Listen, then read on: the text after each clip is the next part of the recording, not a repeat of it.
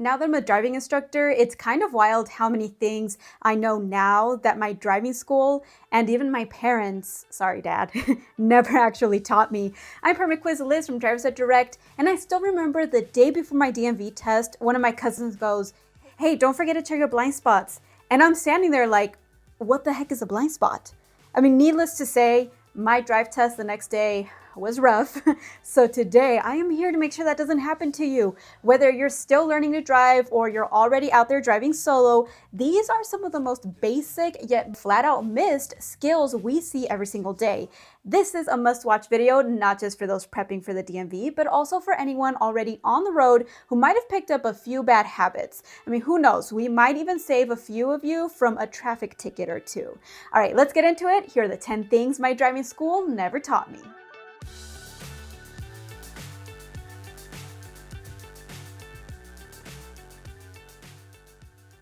Everyone says, check your blind spot, but what does that actually mean? Well, instructor Micah breaks it down in what might be the most popular blind spot video on YouTube. And every time I watch it, I still get goosebumps during his aha moment. Now, before we go on to talk about when we're supposed to do our blind spot checks, I want to show you how something can be hiding in our blind spot.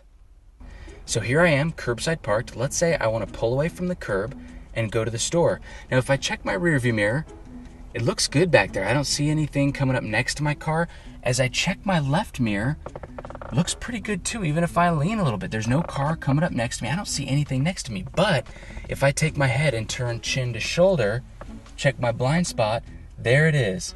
A tall cone right next to my car that I couldn't see in my mirrors. That is our blind spot to left, and that could be a jogger, someone walking their dog, a cyclist, or even a car. Knowing your blind spots could be all the difference between a clean lane change and a side swipe. Sure, they taught you with cones in an empty parking lot, but in real life, you're reading curbs and bumpers, not orange plastic cones. Thankfully, Jay's got a few tricks to help, including a surefire way to line up your car using the other car's bumper. Where we stop is the key. We want to align the back of our rear door with the bumper of the other car. Some cars have a small triangular rear window. You can also use this to line up with the other car's rear bumper. Also, you can think of it this way. You are lining up your rear tires with the other car's bumper. Make sense? This video, with over 1 million views, really does give the clearest steps to parallel parking like a pro. It's one of the most dreaded situations for new drivers. You're waiting to make a left turn at a busy intersection and the light turns yellow. Ben walks you through the thought process you need to make a safe decision and avoid failing your DMV test. So I need to know oncoming traffic, pedestrians, traffic lights. Those three things are kind of just cycling through your head. Now when this light turns green, as it's about to, I'm going to let all these people clear. I'm not going to start. They've got the right of way there. I look left, right, left again. Intersection's clear. Now I can inch out about, a fourth way, third of the way into the intersection. Just when my mirror goes past this curb right here. Now I'm looking for a gap. I could have gone there perhaps, but if I would have gone, it might not have been safe because the traffic coming towards me might have had to slow down. So I'll just be patient. Again, waiting for that gap in traffic, making sure no pedestrians. And I know I have that safe gap when I can make the turn and no one coming towards me needs to slow down. I cannot impede anybody's progress. That's kind of the magic rule there. So I think I've got a gap coming here, but it's hard to see with this guy across from me, but I do see the gap. Lights going yellow. Now I'll go with confidence. I want to clear the intersection, go to the middle lane closest to the middle of the road there. Perfect. That was a great example of a left turn that just takes a little practice, a little experience. Sometimes that can give you a little anxiety when the light turns yellow, not knowing when to turn.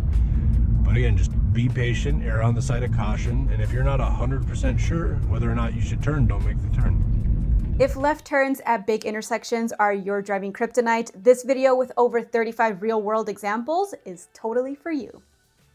You know that driver who hits the brakes so hard that everyone lurches forward and spills their coffee? Well, Alejandra teaches pivot braking, where your heel stays planted and only the ball of your foot moves. It's the secret to a smooth stop. The first step to slowing down is you want to ease your foot off the gas pedal and then cover the brake pedal.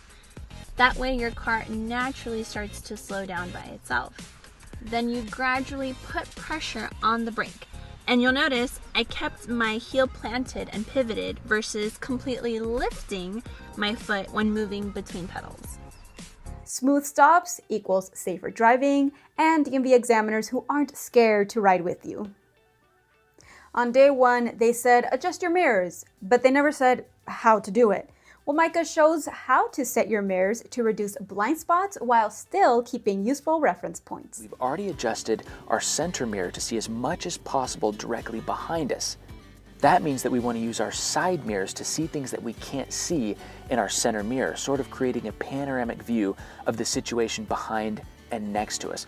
We do this by using what I call the rear door handle trick. My goal is to get the rear door handle of my vehicle barely visible in the bottom corner of my side mirror, the bottom corner of the mirror closest to the car, like this.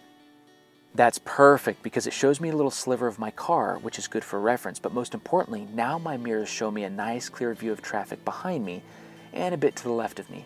If your vehicle doesn't have a rear door handle to use as reference, no big deal. The idea is the same. You want to position the mirror so you can see just a touch of the back of your vehicle. With just a few easy tips, your mirrors will always be working for you. If I had a nickel for every comment from someone who failed for not checking their shoulder, I'd have enough for a double-double. S.M.O.G, signal, mirror, over the shoulder, go. You've heard it. Jay explains when to use it and why it's not just a DMV trick, it's the real-life move that can prevent crashes and fails. By now, hopefully, you know that S.M.O.G stands for signal, mirrors, over the shoulder, and go. And you need to S.M.O.G before every single lane change. However, many people forget to S.M.O.G before the following maneuvers: entering bike lanes, making right turns without bike lanes, entering left turn lanes even with a medium in the road, entering a center left turn lane, pulling over to the curb to park, pulling away from the curb to enter traffic. If you forget to S.M.O.G before any of those situations I just listed, it's an automatic fail.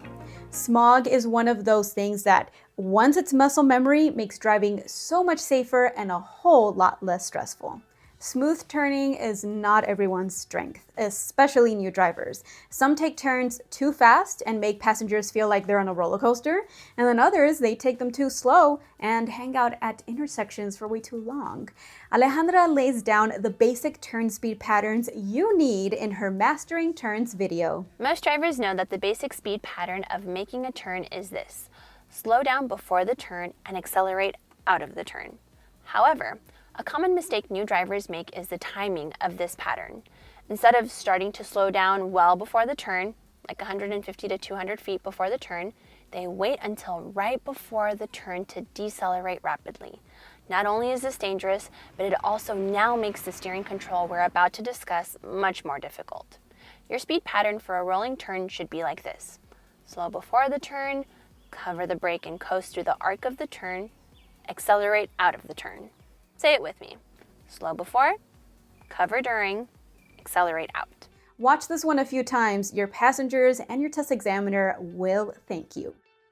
I remember my first time on the freeway for all the wrong reasons. My instructor gave me zero warning, sent me up the on-ramp, started yelling, speed up, and eventually grabbed the wheel to shove us into traffic. And then he goes, how did that feel? Well, not great. Years later, I finally learned how to merge the right way.